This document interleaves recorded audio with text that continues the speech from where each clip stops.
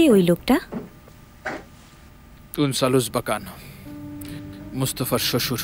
ও, বাবা কি বলল? বাচ্চাটাকে ফিরিয়ে দেবে? ভান করছিল যে ভয় পায়নি, আসলে অনেক ভয় পেয়েছে। বাবা যেভাবেই হোক বাচ্চাটাকে নেবেই। মানে? মানে হলো তাকে শহর ছাড়তে হবে, না হলে সে আর ছেলের মুখ দেখতে পারবে না। তোমার মাথায় কি চলছে বলো তো?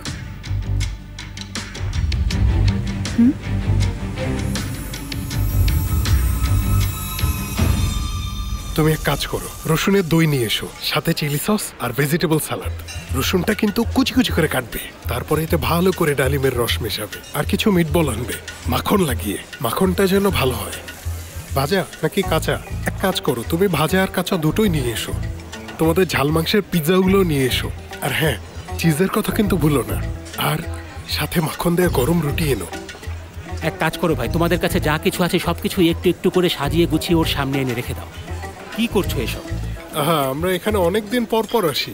আমাকে আমার মতো অর্ডার করতে দাও তো, আজ আমি যা ইচ্ছা হয় খাবো। ঠিক আছে, যাও নিয়ে এসো। আচ্ছা শোনো, আমি এই মাংসটা নিজেই ভাজবো, কারণ তোমরা মাংসটা ভাজতে গিয়ে সব সময় পুড়িয়ে ফেলো, তখন আর আমাদের খেতে ভালো লাগে না। মাংসের দুই সাইডে আগুনে শুধু কয়েক মিনিট ভাজবে। হ্যাঁ ব্যাস, তাহলেই হয়ে যাবে।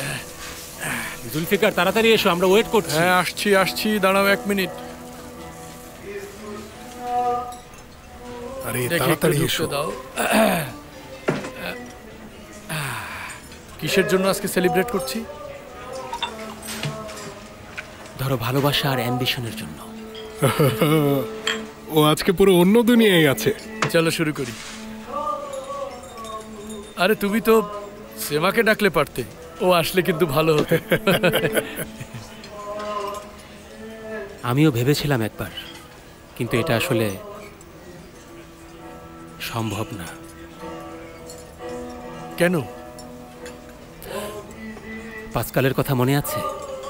নওমা? হ্যাঁ, পাস্কাল নওমা। আমি একবার পাস্কাল নওমার পেছনে ডিফেন্সে খেলছিলাম। লাইন্সম্যান আমাকে বলল, খেলতে থাকো। আমি গোল পোস্টের একদম কাছে পেছনে তাকালাম যে কেউ আমাকে বলটা পাস করছে কিনা। কিন্তু কেউ তোমাকে বলটা পাস করেনি? কেউ আমাকে বলটা পাস করেনি, কিন্তু চাইলেই পারত। আরও একবার, 2বার চেষ্টা করে দেখলাম। এরপর কয়েকবার চেষ্টা করার পর হালই ছেড়ে দিয়েছি। তুমি ঠিকই করেছো।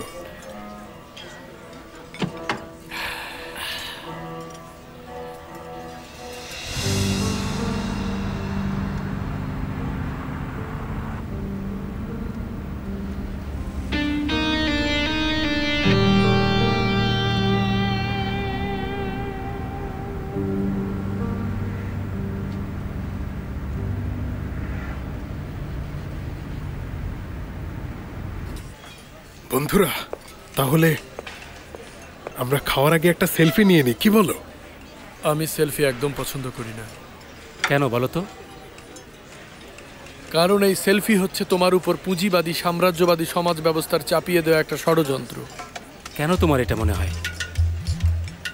ভালো করে খেয়াল করে দেখো, তোমার এই সেলফি মানে কি? কি মানে? সেলফি মানে আমি, আর এই আমি মানে হচ্ছে ইগো। অস্কার অ্যাওয়ার্ডে সেলফি তোলে কেন জানো? কারণ তারা পুরো দুনিয়াকে একটা মেসেজ দিতে চায়, শুধু নিজের কথা চিন্তা করো। সেলফি, নিজেকে নিয়ে ভাবো। তারা এটাই বলতে চায় যে সমাজের কথা ভেবো না, সমাজের মানুষগুলোকে নিয়ে ভেবো না, শুধু তুমি ছাড়া দুনিয়াতে আর কিছুই ইম্পর্টেন্ট না।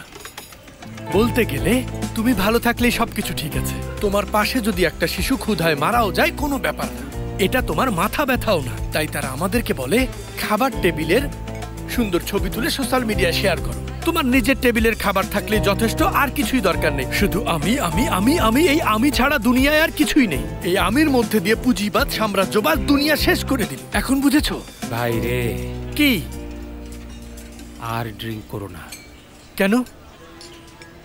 কারণ অনেক বেশি কথা বলছো। আমি কি ভুল কিছু বলেছি? সেমা ফোন করেছে। ফোনটা ধরো। হ্যাঁ সেমা। হ্যালো সাফার, কি অবস্থা, কি করছো? এই তো আমরা 3জন মিলে নেসিপের রেস্টুরেন্টে খেতে এসেছি। কেন, তুমি আসতে চাও নাকি? তুমি কিন্তু প্রমিস করেছিলে যে আসবে একদিন। আমি আসছি আসছি, আমার কয়েক মিনিট লাগবে। ঠিক আছে। সেমা আসছে এখনই। শুভ বিবাহ। মজা করো না, কখনো একটু সিরিয়াস হতে হয়। ভাইয়া, এখানে ভালো ভালো কিছু খাবার দিন। এই খাবারগুলোও তো অনেক ভালো। সালাদ কোথায়? আমাদের জন্য সালাদ নিয়ে আসুন। আপনাদের সবচেয়ে ভালো সালাদ যেটা, শেফ স্পেশাল। ওই যে আপনাদের বেশি চিজ দেয়া যে সালাদটা আছে ওইটা, না হলে নেপোলিয়ান সালাদ, না হলে ওই বিফ সসের সালাদটা নিয়ে আসুন। যেটা ভালো হয় নিয়ে আসুন, জলদি। ঠিক আছে। জলদি আসুন। নেপোলিয়ন। কি ব্যাপার, হাসছো কেন?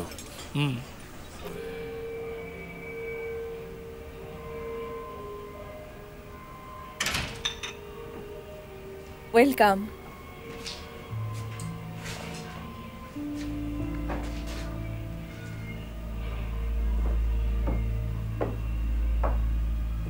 কি হলো, কোনো সমস্যা? আমি মোস্তফার বসের সাথে ছিলাম। ওই ভয়ঙ্কর গ্যাংস্টার? ওরা আমাকে হুমকি দিচ্ছিল। কি সর্বনাশ! এখন এখন আমরা যদি সিনানকে না দেই তাহলে বিপদে পড়ব। তাছাড়া ও আমার বসকেও চেনে। ওরা তোমার ক্ষতি করতে পারে। এটা এত সহজ না। ও পাহাড়ি উম্মান হলে আমি অনসার উজবা খান। প্রথমে আমি চিফ কনস্টেবলকে ফোন করব। দরকার হলে স্বরাষ্ট্র মন্ত্রণালয়ে যাব, প্রসিকিউটরের কাছে যাব। আমি ওদের হুমকি কিছুতেই ভয় পাই না।